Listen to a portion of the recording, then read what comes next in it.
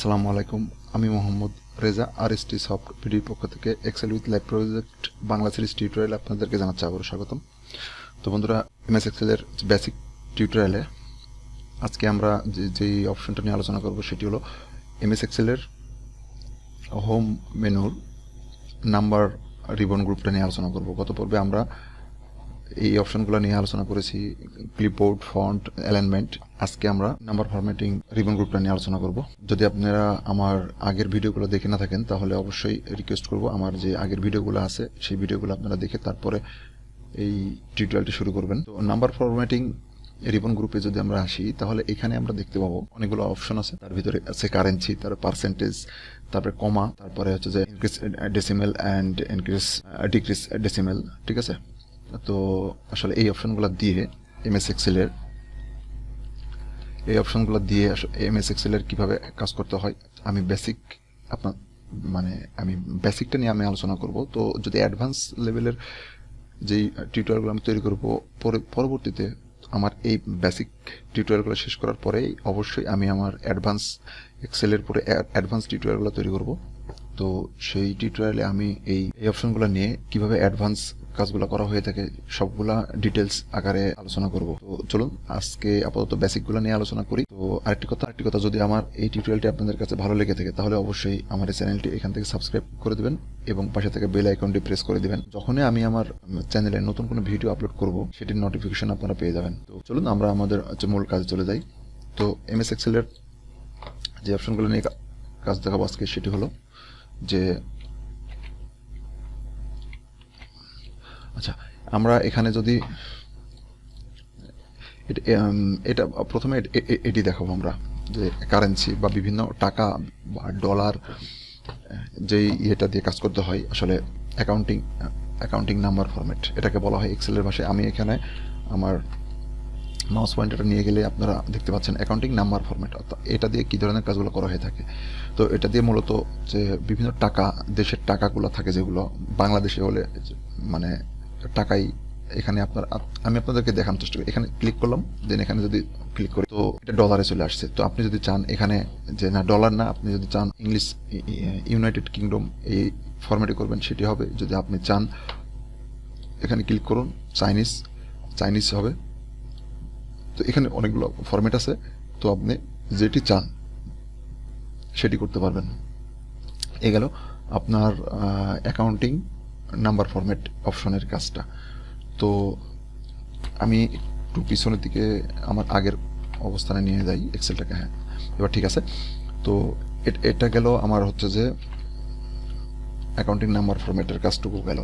তো এবার আমরা পার্সেন্টেজের কাজগুলো দেখব। আসলে আমরা পার্সেন্টেজ, ধরুন এখানে আমরা যদি এখানে এই পুরোটুকু সিলেক্ট করে যদি আমরা এখানে পার্সেন্টেজ দিয়ে দিই, দেখুন এখানে পার্সেন্টেজ আকারে চলে আসতেছে আমার, অর্থাৎ এই সেলগুলো পুরোটাই পার্সেন্টেজ নিয়ে নিচ্ছে। তো আমরা যদি এটাকে ভাগ দিয়ে দিলাম, তো এই যে আমরা আমাদের এই পুরোটা আমি ড্র্যাগ অ্যান্ড ড্রপ করে টেনে দিলাম, কিন্তু এখানে এরর আসতেছে। তো এই এমএস এক্সেলের এই ধরনের যে এররগুলো থাকে, আসলে এমএস এক্সেলের অনেকগুলা এরর টাইপ আছে।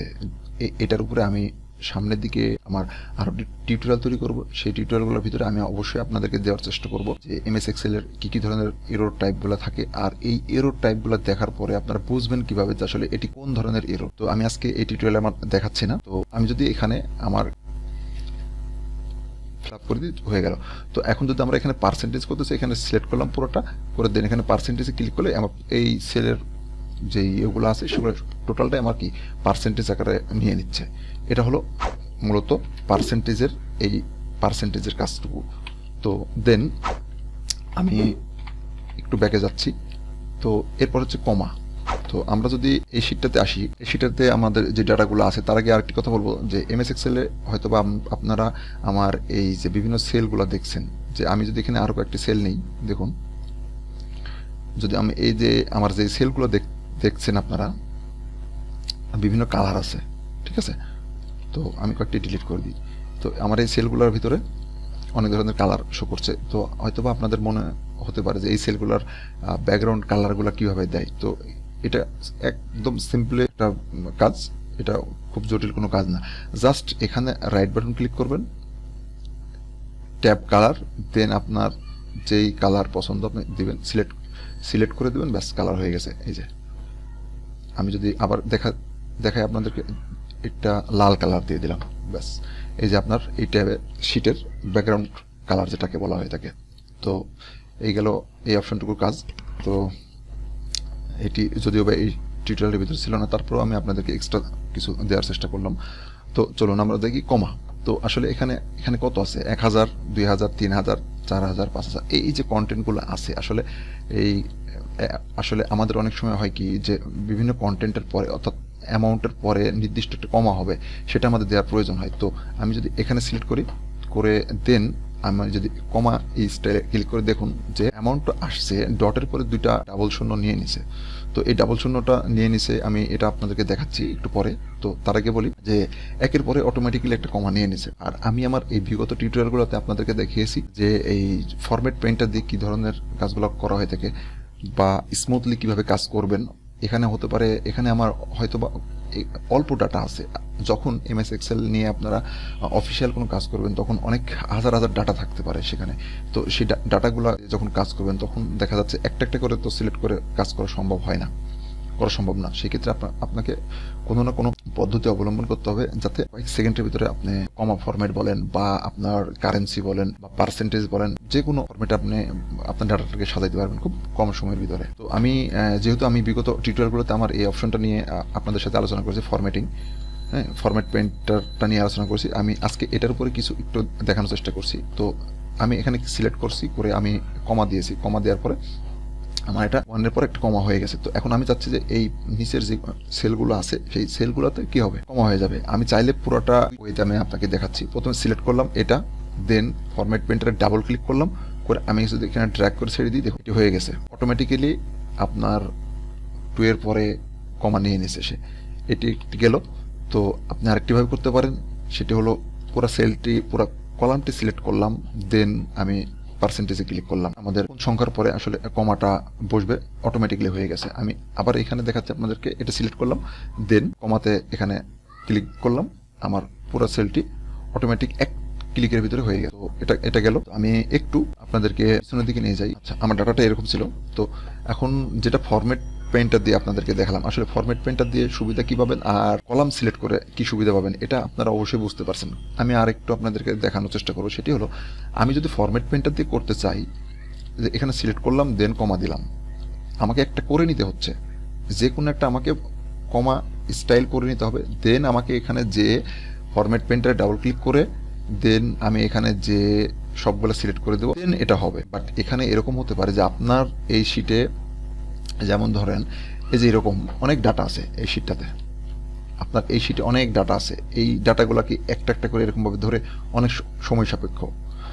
তো এই সিস্টেমগুলা বা এই ধরনের ডাটাগুলা থাকলে, এই ধরনের ডাটাগুলোতে কিভাবে কাজ করবেন বা কোন ওয়েতে কাজ করবেন, আশা করি এটা বুঝতে পারছেন আপনারা। আপনার ডাটা যদি কম থেকে থাকে এখানে, তাহলে আপনি এরকমভাবে করবেন। আবার আপনি যদি চান যে না আপনি পুরোটা সিলেক্ট করবেন, দেন আপনি এখানে কমা দিয়ে দেবেন, অটোমেটিক হয়ে যাবে। এখন অনেকগুলো ডাটা আছে, এই ডাটাগুলোতে কি আপনি এরকমভাবে একটা করে যে একটা সিলেক্ট করে ফরম্যাট পেইন্টার দিয়ে নিচে ড্র্যাগ করে কি করা সম্ভব না।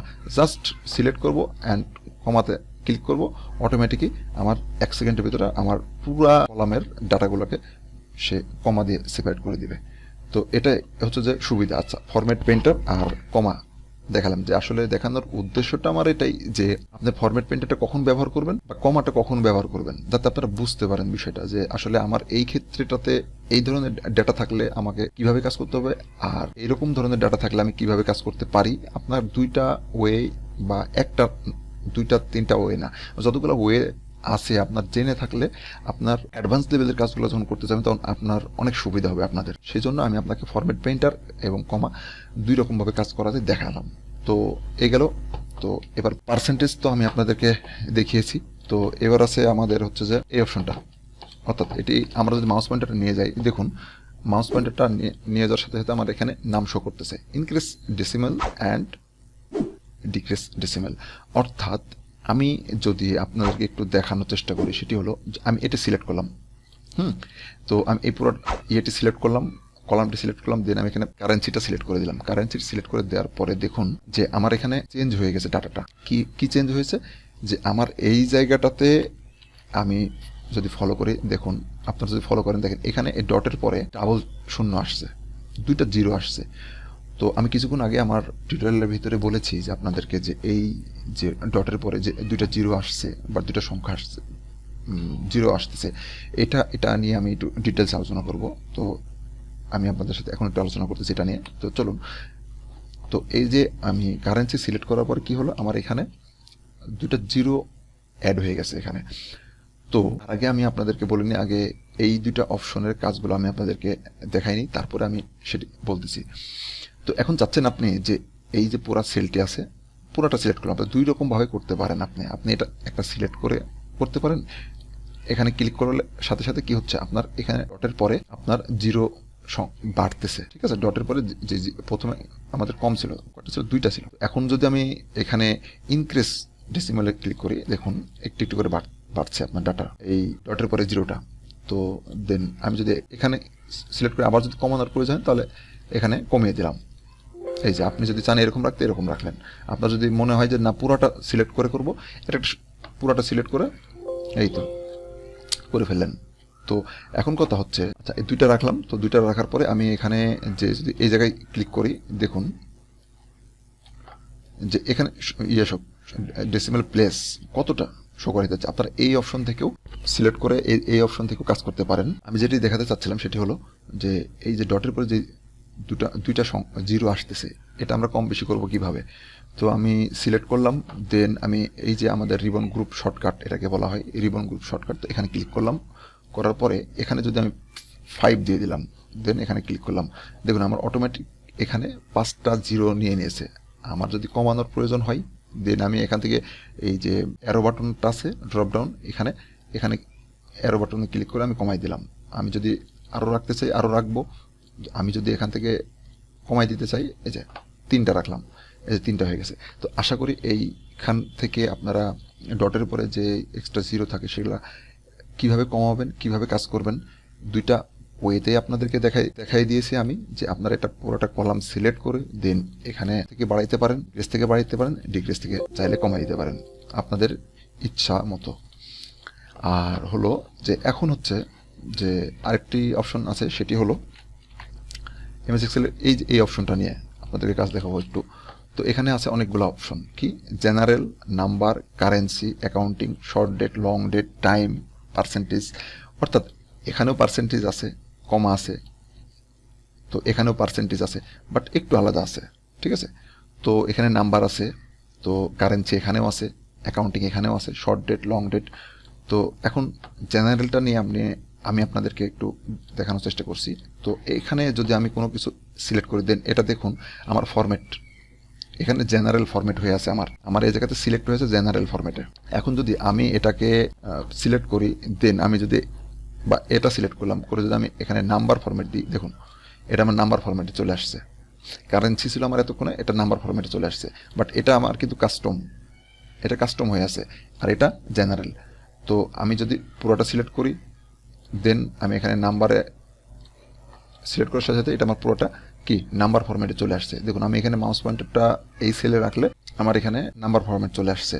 তো আমি যদি এখান থেকে চাই যে এখানে ডেট, আমার এই সেলটা ডেট ফরম্যাট নিয়ে নিচ্ছে। আমি যদি এখান থেকে শর্টকাটে দিই, তো শর্টকাটটা হলো আপনারা কন্ট্রোল ধরে কমা, আপনারা এই শর্টকাটটা যেভাবে নিয়ে আসবেন, কিবোর্ড থেকে কন্ট্রোল ধরে, যেটা কিবোর্ডে এল আছে, এল এর পাশে যেই কমাটা আছে এটাতে প্রেস করলে আপনার এই ডেটটা চলে আসবে, কারেন্ট যে ডেটটা থাকবে সেই ডেটটা চলে আসবে। তারপরে দেন যদি আপনারা চান যে টাইম নিয়ে আসতে,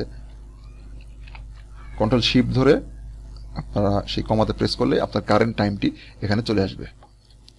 তো এটা গেল কিবোর্ড শর্টকাট। তো আমি যদি এখানে কন্ট্রোল ধরে ডেট দিয়ে দিই, দেখুন এখানে আমার অটোমেটিক কি হচ্ছে, ডেট ফরম্যাট নিয়ে নিচ্ছে, তো সিলেক্ট করার প্রয়োজন হচ্ছে না আমার। তো আশা করি আমার এই শর্টকাটটি বুঝতে পেরেছেন আপনারা। তো আমি এখানে যেমন ডেট নিলাম, তারপরে কন্ট্রোল শিফট চেপে কমা দিয়ে এখানে টাইম নিয়ে আসলাম। তো দেখুন আমার এই জায়গাতে যখন সিলেক্ট করতেছি, এখানে কাস্টম নিয়ে নিচ্ছে, আমার এখানে কি কাস্টম নিয়ে নিচ্ছে, অর্থাৎ এই ফরম্যাটটা নিয়ে নিচ্ছে জায়গাতে। আর আমার এখানে যদি ডেটে সিলেক্ট করি তাহলে আমার ডেট ফরম্যাটটা নিয়ে নিচ্ছে। অর্থাৎ এই প্রত্যেকটা ফরম্যাট নিয়ে আমি আরও বিস্তারিত আলোচনা করব আমার অ্যাডভান্স টিউটোরিয়ালে। তো এখন আজকের এই টিউটোরিয়ালে আমি খুব বেশি অ্যাডভান্স নিয়ে, যেহেতু আমার এটা একটি বেসিক লেভেলের টিউটোরিয়াল, তো সেই জন্য আমি আমার এই বেসিক টিউটোরিয়ালে আর খুব বেশি ডিপলি আলোচনা করছি না। তো আমার এই আজকে টিউটোরিয়ালে এখানে শেষ করছি। যদি আমার এই টিউটোরিয়ালটি আপনাদের কাছে একটু ভালো লেগে থাকে তাহলে অবশ্যই আমার এই টিউটোরিয়ালটি আপনার ফ্রেন্ডদের সাথে শেয়ার করবেন, কারণ আপনার একটি শেয়ার একটি মানুষকে ভালো কিছু শেখার জন্য উৎসাহিত করতে পারে। তো সেই বলেই আমি আজকে বিদায় নিচ্ছি। আল্লাহ হাফেজ।